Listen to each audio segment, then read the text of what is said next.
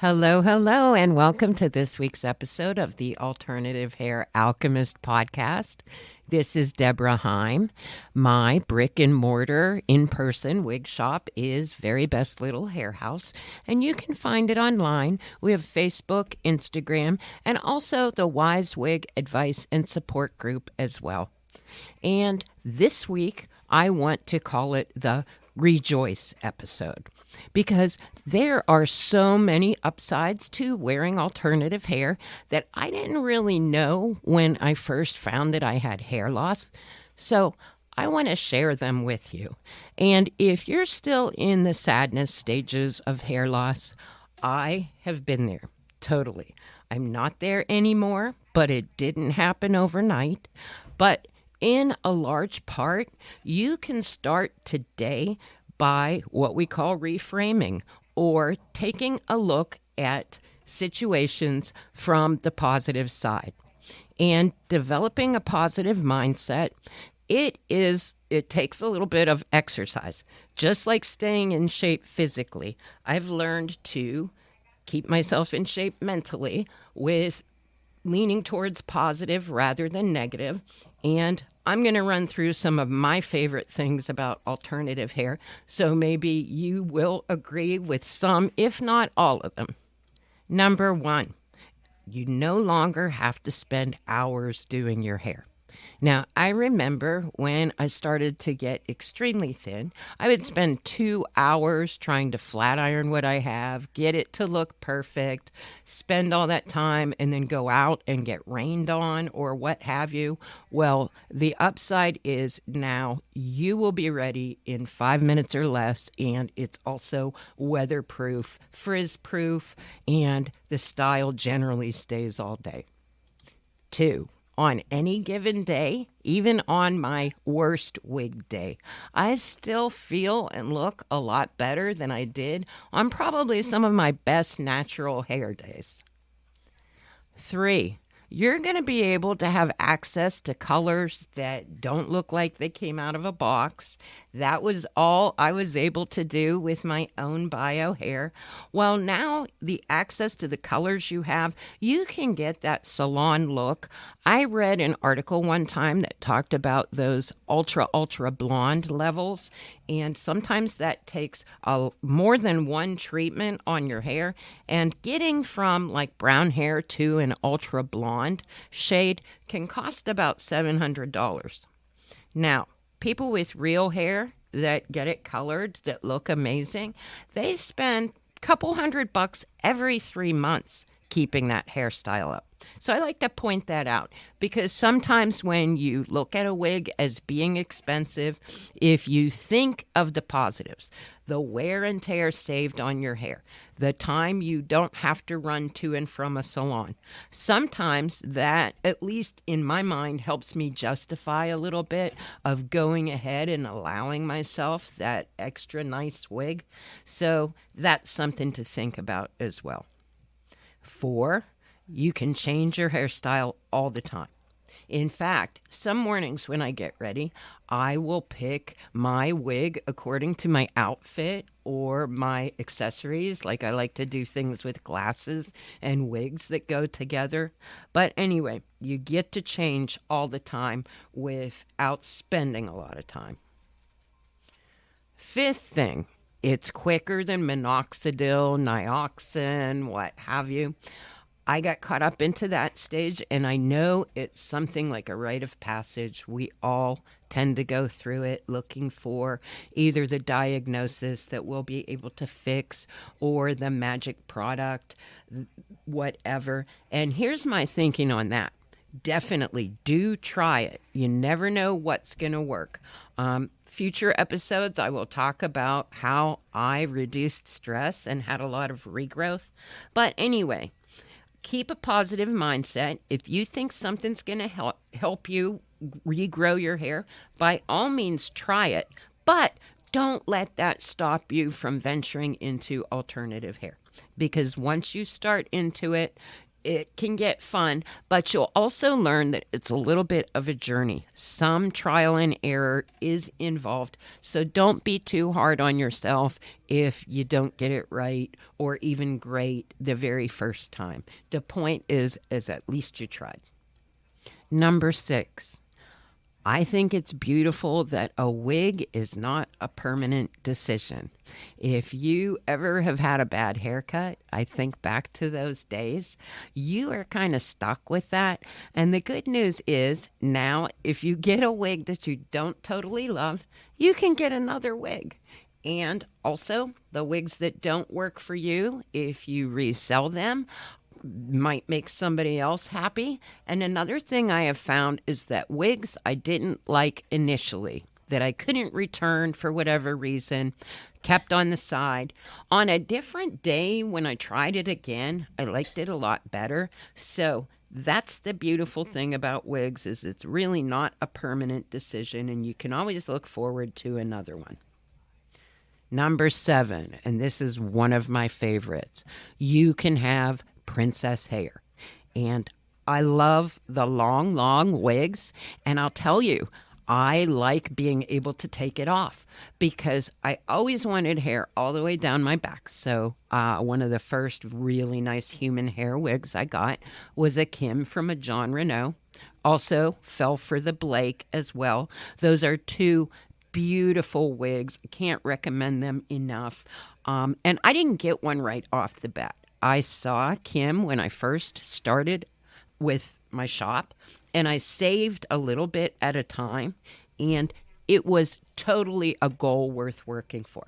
So if there's a human hair wig that's beyond your capacity right now, just keep it in mind and make it something like a goal or a reward that you can work to. Now, it doesn't have to be that level, but you can do that. And with the longer hair, what I didn't expect is if you carry a shoulder bag and you have hair all the way down your back, when you go to adjust your purse or what have you, I know some women don't carry a purse, but I do.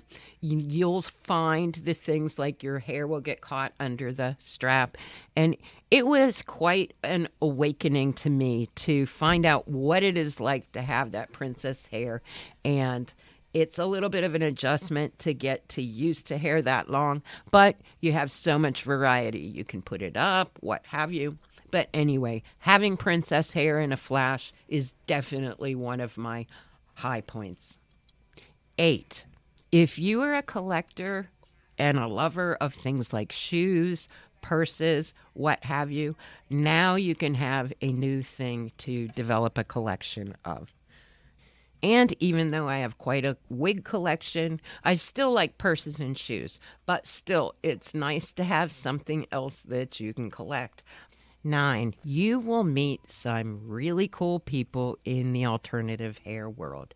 Whether it is wig sisters, whether it's influencers, whether it's people that produce the hair, you are going to meet some really cool, unique people, and I think that's a wonderful feature of alternative hair. And 10, you can look forward to getting ready.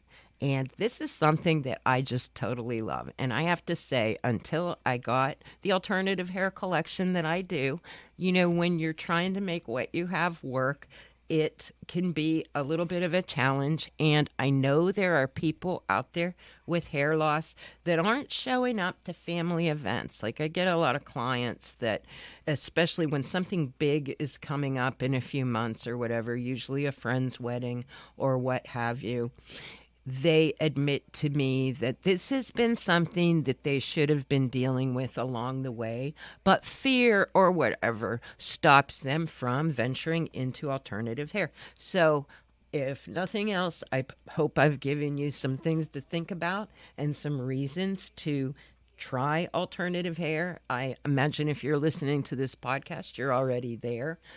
But if you're not, that is something that I would love to help you with. I am available to work in a one-on-one capacity. Doesn't have to be to just simply get a wig. I am a coach, a certified coach as well.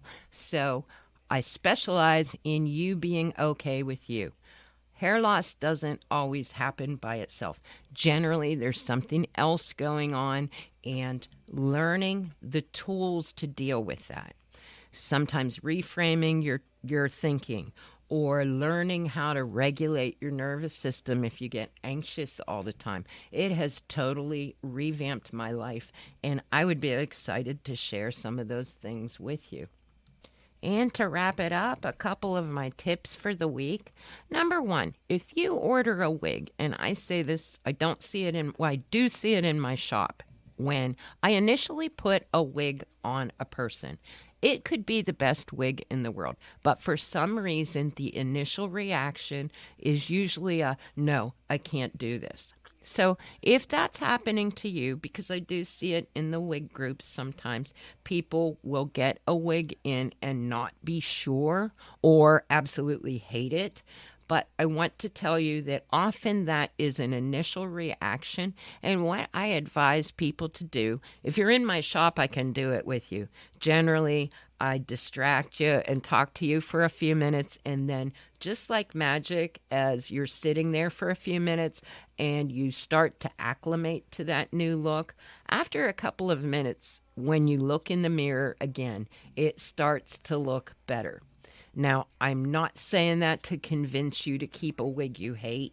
I am just telling you I have seen this firsthand, and I tend to do it myself. So your initial reaction when the wig is on your head may not be the correct one if you give yourself a little time. So if you're trying to decide on styles, do give yourself a little time in the house. I say walk around a couple rooms, look in different mirrors, check the lightings, what have you. That might make the difference in whether you like it or not. The other thing that I find helps me really, really enjoy my alternative hair life is to have more than one, and to have more than one nice one. Now, I say this because I know in times like today, everybody is conscious of budget, and I'm not telling you to go beyond that. By all means, I'm not. But I am saying for the most part, I see women always try to minimize what they spend or do for themselves. That is just the caregiver nature. I think women will do everything for everybody. And I ask you this, are you treating yourself the same way you would treat your daughter or a loved one or what have you? Because what you think about yourself and how you treat yourself should be at the level that you would treat anybody else. And the simple have to versus get to technique is something that helped me quite a bit. Instead of saying, I have to do this or I have to do that, if you flip it around and you think I get to, as in it's a privilege, you can little by little shift your thinking to that better place. And like I said, make it hair that you get to wear, that you're allowed to, that you allow yourself to feel really great, feel like $1,000,000. Keep looking at yourself in the rear view mirror as you're driving. That's the feeling that I want you to have. And it's a great feeling. And once you get that feeling in alternative hair, I advise you to anchor that in and remember that feeling. Nothing like when the compliments start coming in for your self-confidence, and the sky is your limit from there. So thank you for tuning in this week. Until next time, peace, love, and alternative hair.